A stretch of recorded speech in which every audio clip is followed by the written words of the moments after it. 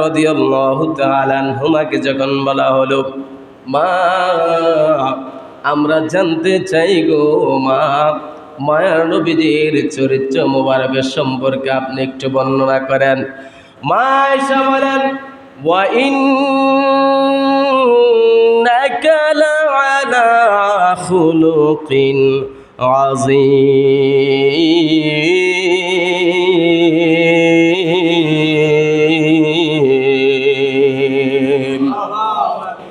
মা আয়েশা বলেন, এ জগৎবাসী তোমরা শুনে নাও, আমার রাসূল পাকের ব্যাপারে আমি আয়েশা কি বর্ণনা করব।